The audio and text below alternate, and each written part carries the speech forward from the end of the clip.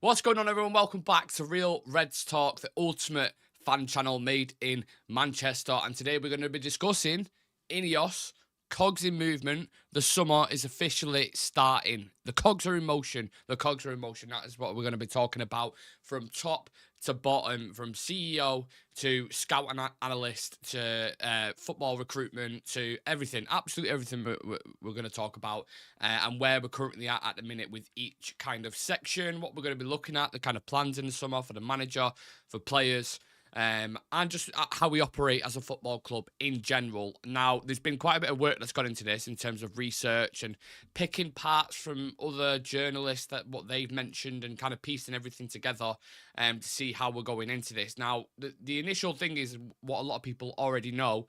An overhaul above the manager has always been the heart of Ineos' initial plan, right? The idea is to get a committee on par with Man City's in place before we start making some kind of subtle signings when Omar Barada starts. Dave Brailsford has been overseeing the whole operation as Sir Jim's right-hand man. We all know this, of course. He's the one putting the team together, and he's the one making the tough decisions like he has done with so many projects with Sir Jim Ratcliffe before. Jean-Claude Blanc is acting as like a part-time CEO or just filling in basically until Omar Barada starts. But anyone who knows Jean-Claude Blanc knows his work with, even with Ineos, knows his work with Juventus, his work with PSG. When it comes to experience, knowledge, even power, he's you can put your full trust in him because the work that he's done at prior clubs has been fantastic. I mean, you look at his financial work at Juventus, the amount of trophies he's overseen at PSG. He's the guy. He knows what he's doing effectively. Jason Wilcox is already getting to work. He's the new technical director, taking over from John Murter effectively. He'll work on recruitment and the academy, and obviously be a key figure within the structure with Dan Ashworth and Omar Barada as well when Dan Ashworth decides to finish chopping his hedges. He's also done a fantastic job at City. You know, we've referenced this before. He's worked with players. You see some of the players flourishing in the league now. Cole Palmer, Phil Foden, Oscar Bob, a little bit younger, but starting to come into the fold as well and look good. Rico Lewis, like he's nurtured all these kids. He's been a big part of City for the last kind of decade, and obviously City are super successful. I never like comparing the clubs, but you take my point. He's done an amazing job, and he obviously has a close working relationship with Omar Barada in that sense. So they know each other. They know the patterns, etc. Dan Ashworth would be fantastic if we can get him in for the summer. To be honest, I haven't seen many updates on this recently, but as far as I'm aware, it seems more likely that he's going to come in the autumn, right? So it doesn't seem like we can get him in for the summer, which isn't great because we need the full team operating. I imagine they're probably in some kind of fucking WhatsApp group with you've got Wilcox, Omar, Jean-Claude, Dave Brailsford, and Dan Ashworth in a little secret WhatsApp chat speaking about certain things. Is that illegal? I don't know. Is it illegal?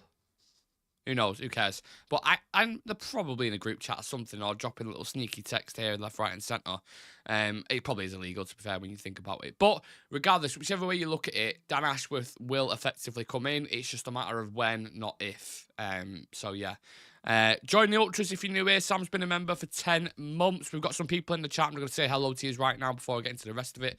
Lucky Singh saying Tanag in. Charlie Malman saying, I don't think this summer will be good. Next summer, on the other hand, it'll bloom. Yes, it's going to take time, no doubt about it. KC Mango Productions says Sammy Mockbell has just revealed that Kobbie Mainoo's made the preliminary England squad for the Euros. Don't worry, I've got a whole section on that. I'm going to talk about that, so make sure you stick around. Moliaya Malatswa says, good afternoon, Red Devils. Watching from South Africa. Expecting a decent summer transfer for sure. That's amazing. Not the fact that you're expecting a summer transfer window. That's decent. But the fact you're watching from South Africa and, we're doing it over here in Manchester. That's absolutely amazing that it's reaching people worldwide. So, yeah, always feel proud when I hear stuff like that. And thank you very much for tuning in today. Moiloa, I want to say. But yeah, Sam's put a thing in the chat saying, join the Ultras if you're new here. We dropped a video yesterday, 5 potential replacements for Raphael Varane, and that dropped 2 days early for members. So if you want to become a member, click the link in the description or the join button next to the notification bell. If not, you'll probably get that video either tomorrow or Thursday for like just public viewers effectively. But anyway, let's get back to Ineos talk anyway and get your opinions in, get your comments in, and I will continue to read them out. What do they do with a manager? This is when you get onto the manager section, because I think this is interesting. A lot of people saying, including Rio Ferdinand of late, saying, Eric Ten Hag's going to be gone, but he also said the same thing about Qatar potentially, being that they was the front runners and they're going to win the bid to buy Manchester United, and that ended up being absolute crap. So, look, you can't really... I know these ex-players have ties within the clubs and they know certain players and ex-players and da-da-da, but you can't really take everything they say as gospel. So that's just his opinion. In fairness to Rio, he did say, this is not like I've heard anything. This is just kind of the opinion that I've got. So take that for what you will. But the management situation is interesting. You've still got Thomas Tuchel who's lingering about. I'm not sure what's going on with Bayern Munich there, going back and forth. Obviously, Bayern Munich are trying to convince him to stay. But let me just zoom out a little bit because, Bayern Munich are trying to convince him to stay, but he's just like, nah, I think he's kind of reached the end of his tether and he's kind of made the solid decisions to go, nope, I'm gone. I'm going. So he's obviously flirting with the Premier League. He said in numerous interviews he wants to return. He has unfinished business, even if it was Chelsea as well, because you don't know what's going on with Pochettino. So he's there if United want to go and get him, but is he necessarily the right kind of profile to go and get? I'm not entirely sure. You've got Paulo Francesco, the manager of Lille. Them links I don't get whatsoever. You had Graham Potter earlier on in the year, which a lot of people were speaking about. That seems to be gone completely dead, even though he did reject the job at Ajax as well. You've got De Zerbi, who's kind of lurking about. He's left Brighton, so who's signed him? Who's paid his release clause or whatever it is? Zidane's always been linked with a job, but that's the thing. Who is the perfect manager for Manchester United? I don't think you can't just give a very simple answer to that, can you? Do Ineos want a yes man who just focuses purely on football and they handle the rest of the operation? Do they want a manager who does both, who they can work with in that sense? Do they have a certain philosophy in their head, the way that they want to play? Do they want to go down like the De Zerbi style, that are more possession-based and start integrating players with that? Or, I remember, I think it was Sir Jim Ratcliffe did an interview when he was talking about the style of United, and he was chatting about, the way our history is and the way we've played, like it's kind of attacking direct football that's electric, it's exciting, the wingers get you on your feet, and etc. And I think he wants to stick with that style. Now, some people will say, well, Eric Ten Hag's offering that, but it's also, that's the caveat for that is it's also very naive football where it's a coin toss and it's kind of, we'll just go for it and whoever it is, we'll see who fucking wins, right? That's what his style is. But that's why I'm like, I really don't know if they're going to stick with him, because if you're going to stick with him, you almost have to give him a new contract. So I think he's got like 12 months left on his deal. So you cannot go into another season, in my opinion, where you haven't given him a new deal and it gets 6 months in and there's all these question marks about commitment and blah, blah, blah. So if you're going to stick with him, make sure you back it, give him a 2-year deal and see how he does under this Ineos umbrella. If not, you're going to have to cut your ties, pay him whatever the rest of the compensation is for his contract, pay another manager to come in, and then start recruiting players for him.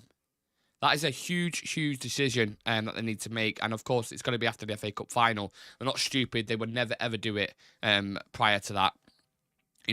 I just think I want to know like a profile. I'd love to just get, Wilcox, Dave Brailsford, Barada, all sat in a room and just say to you, what manager are you looking for?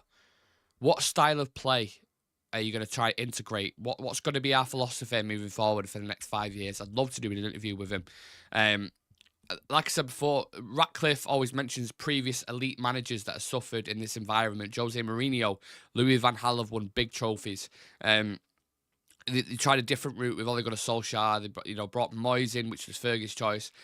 You tried a load of different managers, and every single one of them have ultimately failed. I know some of them won trophies, but in terms of long term, none of them have gone past 3 years or whatever. So there is something systematically wrong with the environment that these managers are coming into, and also the cost. The cost has to be included with it because, like I said, you've got so many things that you're looking at in terms of transfers and money that's being spent on everything else around the area, around, you know, Manchester and not Manchester, sorry, around Warside and Old Trafford and Carrington, and you know, there's a lot of expense with Ineos coming in. They've had to fork out quite a bit of money so far, and then you talk about the transfer window, which is going to be expensive as well, and then you're going to pay the manager to go. Like, it's a lot in it. It's a lot to pay for, and I don't think Sir Jim Ratcliffe, as rich as he is, he's just going to go, yeah, here you go. Don't worry, Malcolm's dead, Jesus. Joel, Avram, don't worry about it. Listen, I've got, you know, a couple of quid in my pocket here. I'll sort it out. He's already invested quite a lot. So, yeah, I think the budget for transfers is going to be very interesting. You know, what players do we need and what is the budget? Rumours that it's going to be around 100 million quid, especially with us being out of Europe. But when we have been out of Europe, notoriously, United fans, whoever's watching will know, we usually spend more. So when we finish in the top four, I think our average kind of net spend's around 90 to 100 million. When we finish outside of the top four, we've usually spent about 180 million quid. So, again, I don't know how that's going to work. It'd be interesting to see what we're working with. I believe these kind of discussions have been ongoing for the past couple of weeks from very credible journalists that you listen to. These have been the big part of the meetings, like what budget are we working with, what type of player are we going to go for. And from one thing that I've read, we won't be dragging our heels like we was in the past 10 summers. Ineos are very keen to kick things off quickly and are working on deals as we currently speak. So it's not going to be a reactive window, which United fans will absolutely love to hear. It's going to be a proactive on it, speaking to players right now when the window opens. Let's get some deals done before we go on pre-season. Have a good few players in there so they can integrate with the squad, because if you look at the last 2 seasons, the only signing we had, I believe, was Mason Mount that we signed on, was like July the 1st, I think, and then Onana signed like a good few weeks later. The year before that, I think only Malacia was the only one on pre-season with us. So you can't be having that going into a new season. You need players as much time as they possibly can, getting used to the teammates that surround him, 100%. I'd keep him for next year. If there's no improvement at all next season, move on, says Alien. Who else was in the chat? Macmillan, YouTube says, watching from South Africa, I feel like the board being sorted properly is more important than transfers, as it's a work in progress, but getting board done proper is an absolute must. Need stability. 100% agree with that. Charlie Melman saying De Zerbi looks to be heading towards Milan. That would be a big job for him, obviously being Italian in himself. I think he'd love that. Is the Milan manager leaving? That'd be interesting. Right, the next for Ineos then. Priority from top to bottom in terms of, in my opinion, what we need transfer-wise. Centre-backs is the first priority. We're looking at players like Lenny Yoro, Jared Brandflakes, Tadibo. Then you've got your DMs, so Humland, Onana, João Neves, players that are potentially looking at. Strikers, you've got Sesko, Ivan Toney, a couple other names on the list, maybe Gyökeres, depending on the price. Left back, you've got Gutierrez from Girona. You've got a couple others, little like gems around Europe that they won't be spending mega on left back. I don't think, because they've still got Malacia and Luke Shaw on the books, and I can't see him personally selling any of them. I mean, it might be a bit of a surprise, but yeah, I can't see him selling any of them at all. And then a creative winger. In Elise, maybe there's a swap deal to be done with Aaron Wan-Bissaka. So that is the priority I would go for. Don't know if you agree with it, but centre-back, defensive midfielder, striker, left-back, creative winger. Do we agree? Yes or no? Let me know in the comment section. In terms of players to keep and leave, you also have some huge decisions to make. You don't realise how much of a massive operation this really genuinely is. For Ineos, there is so many things that they have to get right, and so many things that they probably wouldn't have even thought of going into this that are just going to pop up, because that's what United does. We're just a beast in that sense. So Bruno Fernandes' new contract, his current deal, I spoke about this yesterday, runs out in 2026. So do you offer him a new lucrative deal, 4 or 5 years on, he's already on £200,000 a week. So that's going to have to be £300,000 a week. He's going to want a new 5-year deal to secure his future. What are they going to do with that? You're going to have to box clever what kind of deal they're going to offer him. Or are they going to listen to offers from Saudi Arabia? Because there's a lot of clubs interested in there. Tactics making a comment there about wage bill. I'm going to talk about that next. Do we accept offers for Marcus Rashford? Apparently, Ineos are open to listen to for anyone. And they also, it's whoever wants to stay. Jadon Sancho, can he still produce in a Man United shirt? Why is he doing really well in Dortmund but failed at the club? Is it an environmental thing? Do you get rid of him and his wages, £350,000 a week, and can we sell him first and foremost? Do we need to keep hold of squad players like Maguire, McTominay, or are we happy to let them go? We're definitely going to need to sell Mason Greenwood in terms of pure profit. And the clubs that are interested in him anyway, that should be relatively easy. How much can we recoup for Antony? On the wing, we spent 85 million quid on him. Are we even going to get 50% of that? I seriously doubt it. You're probably looking at about a quarter of what we paid for him. And apparently Ineos are open to offers for him. And then obviously players like Wan-Bissaka as well, who need to be sold, in my opinion, and could be used as a make-weight in a deal for someone like Michael Olise. Wages off the bill, players are definitely going. You've got Rafael Varane, who's leaving, 340 grand a week, off the bill, gone. Anthony Martial, 200k a week, off the bill, gone. Christian Eriksen, probably going to go, £120,000 a week, gone.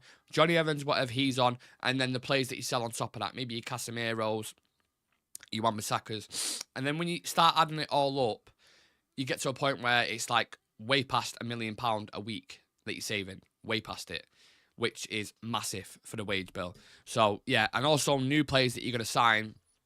United typically have, when we sign players, we give them stupid wages. So, Antony, for example, he's another one who's going to be difficult to sell, by the way, because forget his price tag that we was talking about. We bought him for 85 million quid, but he's on £200,000 a week. What team in the right mind, after watching Antony for United, are going to go and spend 50 million quid on him and give him 200 grand a week? No one. So that's why I think that is a difficult sale to make. You ain't selling Antony, in my opinion. You're going to struggle doing it. But the wages, yeah, Mason Mount, when we signed him, give him 250 grand a week, which was mega. We give out stupid wages. We always have done. So I think you'll see a big shift in that. And if we are going to play, like Olise, obviously he'll get a buff on his wages, but I imagine he's probably on, 120k at Palace, max? Probably one of the highest paid players. I'm guessing 100 to 120. You could bump that up to 170s, extra 50 grand a week, and that's still maintainable. He's still young, top player in my opinion. So, yeah. And then the next kind of ethos that they have, build around the kids. Kobbie Mainoo, Garnacho, Rasmus Højlund, right? And there's two sides to this coin. So obviously they need the right experienced players, the right senior players around him. Gary Neville always spoken about when he first came into the squad, when he had Schmeichel, Cantona, Bruce, all these kind of figureheads, Dennis Irwin, who would guide him in the right way. They were winners. They knew what they was doing. They trained effectively and they guided him properly. And they were tough on him as well at the same time. Who are them current senior players in the squad who were doing that? Probably Bruno, Casemiro, Varane. Varane's leaving, Casemiro potentially leaving. So in order to water the plants effectively, you need to surround it. You need to give it the right food. And the right food are good senior pros who are going to guide them and mentor them, but are also top level themselves. So as well as the young players that we've got, the talents that we've got, very exciting. I know Dallow's like 25, but still a lot of work with him. Mount's only 24 years old. Lisandro's 25, I believe. Rasmus, 21. Ahmad's like 19, 20. I think it's 20, actually. Kobbie Mainoo, 19. Garnacho, 19. So you've actually got a lot of young potential there. That's one of the biggest exciting things, in my opinion, about this whole Ineos regime, that they have those young talents who are already first teamers anyway. So in that sense, you've saved yourself 70 million quid with Kobbie Mainoo. You saved, I know we bought Rasmus for like 65, but he's going to save you money long term. And then Garnacho as well, you probably saved yourself 50 million quid on a winger. So having them is fantastic. None of them for sale. They've put that out there. Definitely not. But you need to get the right players around him. Because I think the environment and the culture at Man United has been bad, and it has for a long time. And it's weird because you think players like Rafael Varane and Casemiro, who've won so many things at Real Madrid and reached such a high standard, that these guys would be setting it. But maybe it's deeper than that. That maybe the rot is deeper than that? That's one question you certainly have to ask. If you are in the chat, make sure you smash a like on the video. We're currently on 5,065 subscribers. We're trying to hit 5,100. So if you are joining and you're new and you haven't seen this channel before, then hit that subscribe button. Help us get to 5,100. We're on the road to 10K, and we want to try and hit that as soon as possible. So anyone in the TikTok as well, click the link in the description. We're live every single day, twice a day. We have pre-match build-ups, post-match analysis. And we're going to bring back watch-alongs next season. I've been thinking about that for a while. Yeah, I think I might start doing that again. We've got new shows. We've got something planned tonight where we're going to do end of season awards. So make sure you all come and join us for that. I think it's me, Sam. I'm just guessing Aaron, Shreyas, I think, maybe Dan, or maybe Chive, maybe Adam. I don't know. Sam's in the chat. He'll let me know. But yeah. End of season awards. So obviously the best goal, I think we all know where that's going to go, but we'll certainly discuss it. Best player, worst player, best moment of the season, etc. And we're going to go through it like that in that kind of criteria. So do join us for that, because as well, we would love to hear your opinion. And yeah, get yours in the comments and we can go through them whilst we're going through ours as well. Thank you for the follow. Thank you for smashing a like on the TikTok as well. Really appreciate that. Chive, me, you, Shreyas, maybe Aaron. Yeah, cool. So there's a good squad of us on tonight, going through that. But let me know your thoughts on Ineos. I put a poll up at the start of the video. Let's have a look at it. Do you trust Ineos to have a decent summer? 74% said yes. 26% said no. Very interesting. So some people, and again, it's not guaranteed that it's going to happen, that they're going to be mega successful. They're doing all the right things. They're putting the right things in place. But it doesn't mean to say that, they're going to get United winning titles within 2 years, by any stretch of the imagination. Everyone's shouting about Tony Cruz in the chat. Right, actually, it's funny you say that. I'm going to switch screens on YouTube. So, what social media is saying, this is a reaction to football at the moment, and there's a couple of stories in here which I was going to get into anyway. But so, yeah, Euro squad. In Gareth Southgate's initial squad for the upcoming Euro tournament, notable inclusions are Jarell Konsa, Curtis Jones, Chilwell and Sterling have been left out apparently. Luke Shaw has made the cut despite being injured for the majority of the season. Jared Branthwaite, additionally Eze Wharton from Crystal Palace has been fantastic for them. Mark Gay, Dean Henderson and Jared Bowen have been selected for the squad as well. Kobe Mainu, Shaw, Rashford, Maguire, in terms of United players, are being mentioned. Sancho potentially. I don't know if he's managed to push himself in Gareth's good books. Mount, again, he's one like Shaw, though he's been out for the majority of the season. So if you're picking Shaw, Mount's one of Southgate's favourites. So will he potentially get a surprise return? No idea. United Plug putting out Onana, Dalot and Bruno Fernandes have all been nominated for Premier League Team of the Season. I mean, that for me is just, it's nice to be nominated, but they shouldn't be anywhere near a Team of the Season. Maybe Dalot at a push, because I don't think there's been too many outstanding right-backs. I think Gusto's been fantastic for Chelsea. I think Kyle Walker's been amazing for City as well. Trent's been decent when he's been available for Liverpool. So yeah, in terms of that, I mean, Onana in the league his Champions League campaign was horrific. He's probably the worst goalkeeper in Europe. But even in the Premier League, he's made some big mistakes. And he's been lucky as well not to give away a lot of penalties. So, Team of the Season, I doubt that. Not in my opinion. And Bruno Fernandes as well has had a good season, but you ain't going to have him ahead of Ødegaard, Foden, De Bruyne, or any of these players. You're just not. So, yeah, it's nice to be nominated, but... Seen the Doughty rumours for 15 million. I won't be opposed to that. People will turn their nose up at players like... Is it Alfie Doughty from Luton? I'm guessing you're alluding to. People will turn their nose up at that, but sometimes you make these... Robertson for Liverpool from Hull. What was he, 6 million quid or something? Probably a lot of people at the time were like, fucking Scottish left-back from Hull, what are you playing at? Nothing against Scottish people, but what are you playing at? And goes on to be one of the best left-backs in the league. When he was on it, 6 million quid, fucking brilliant business. Wharton over Mainu, stop it. Think it'd be a class edition for that money as well. Yeah, why not? I like him. Good player.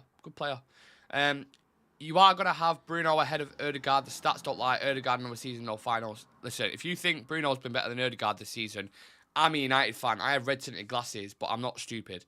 Ødegaard's been one of the best players in the league this season. Stats don't tell the story of everything. a prime example of this. We got the Golden Glove last season. De Gea weren't the best, was he? Weren't the best goalkeeper in the league. Do you know what I'm saying? So stats, there's context to it. Clubs in Sweden will contact Man United for Casemiro, Varane, and Lindelof. Okay. And then obviously we have the big ultimate breaking news story as well. Not necessarily related to Manchester United, but Toni Kroos has retired from football. He's leaving Real Madrid and retiring right after Euro 2024. And I mean, this is probably a transfer that United would make back in the old regime that would probably convince him to sign a new 3-year contract on 400 grand a week. But yeah, I know he retired from Germany, didn't he? And then he came back. So obviously his last tournament in Germany is mega for him. What a fucking player, by the way. Unbelievable. I remember we was linked with him about 10 years ago. And we was trying to bring him to the club around the same period when we was linked with like Thiago Alcantara. We was linked with Gareth Bale, Fabregas, all these kind of players in the Moyes, Van Gaal kind of section. And what a player, man. In terms of technical ability, he even stole it in a couple of the Champions League games this season. Like some of the passes that he does, unbelievable, man. Him, Modric, Casemiro as a midfield, one of the best ever. I know that the pinnacle is like Busquets, Xavi, and Iniesta. Maybe you can throw Rodri, De Bruyne, Foden in there, or Bernardo Silva. You know, some of the greatest midfields. Yeah. And he's right up there, Toni Kroos. So, yeah, wish him well in retirement, and what a fucking player. Right, let's go back to the normal screen then, because I've got some transfer news that I want to discuss. Rabiot, this is going to be the last story. Manchester United, Bayern Munich, and Aston Villa are interested in signing Adrian Rabiot, whose contract expires this summer. Rabiot will hold talks with Juventus in the coming days to discuss his future. Obviously, we have strong links with him because we had, I believe, John Murta, who went to Turin last summer to go and speak to him and his famous mother, who demands quite a lot for a son, and was talking like high wages. Obviously, he's going to get high wages because if he's a free agent, there's no transfer fee. So he's going to be looking to secure a contract. We know Erik ten Hag likes the player. That's facts. He likes the player. He's a left-footed player, so left-sided. We know about certain passing angles and structure, how ten Hag likes to set his team up, which is why we've been so hindered with Wan-Bissaka at left-back, for example, and other centre-backs playing on the left-hand side. Excuse me. So, look, Rabiot is a decent option, in my opinion. I have to be honest, I haven't watched too much of him this season, but whenever I've watched him for France, in tournaments, he's been fantastic. When I have watched him for Juventus on that kind of left-hand side, seems to be a decent player. He's not a top amazing player that's going to completely change you, but when you're looking at the amount of probably removals we're going to have from the squad, which I discussed at the start of the show, bringing in someone like a Rabiot on a free, I don't think would be a bad idea. Again, it just depends on wages and stuff, doesn't it? If his mum, Veronica, starts demanding like fucking, £900,000 a week, then it's like, just go to Saudi, mate, or go to a Qatar team. So we'll have to see what, put the feels out there, see what he's saying, and yeah, see what the crack is. But I like Rabiot. I think he's a good player. I think he'd be very good depth for that midfield. In a midfield where there's going to be a huge revamp. You don't know what's going to happen with Casemiro. We don't really have a natural 6 in there. I know Rabiot's more of an 8. But yeah, we've got Mount and Mainu there as well. So I don't know. It's quite stacked in that position. Christian Eriksen's obviously going to leave, so he could fulfill that role there. But is he going to want a lot of game time? This is what makes deals difficult to do. You know what I mean? Does Southgate like him? Who? Sabitza's done well since going to Dortmund. Do you know what? I remember when we signed Sabitzer on a free. And whenever I watched him, really, really liked him. Thought he was a good player, especially at Leipzig. Offered quite a lot. But I thought he was disappointed when he came United. He had a couple of good performances. Was it Sevilla when he scored 2 in the first half? And then he scored against Fulham as well. He had a good game against Everton. Could play in multiple positions. But sometimes it just doesn't work for players in the Premier League for whatever reason. You've seen the exact same thing with Jadon Sancho. Both of them flourishing at Dortmund, but both of them arguably struggled at United. Rabiot or Southgate is going to Man U. He's definitely not. Yeah, Southgate ain't going to United. Let's be having it. Truth Godson says Manuel Lovatelli pairing with Mainu will be fire. Yeah, so the actual official announcement for the squad is going to be made, I think, around 2 o'clock So you'll get a pretty good idea of what United players are going to be in the squad. Just to give my last 2 pence on this before I head off, I love Marcus Rashford, right? But he shouldn't be starting in the Euros for England. I think it's going to be Foden and Saka anyway. But even behind that, you would probably play Anthony Gordon based on this season alone, form-wise. And I'm trying my best here not to be having my red tinted glasses on. Like, he shouldn't be starting. He probably shouldn't be on the fucking plane with the way he's been playing this season. But he'll probably end up going. Luke Shaw hasn't played a minute hardly this season. He's played a handful of games, and he's probably going to end up going. Maguire, that's fair enough. He's had a good season. He should definitely go. Mainu, 100% take him. He's shown within 20 minutes why Gallagher was stinking out the place and brought that natural composure, calmness, and ability on the ball. So he should be starting in the midfield, in my opinion. I put a clip up about this today, in fairness, so I don't need to go in depth about it. What are the United players? Obviously, Wan-Bissaka isn't going to go. Mason Mount, again, I still think he's got a chance just because I know Southgate really, really likes him. I know he hasn't played a minute, but neither has Shaw, and he's taken him.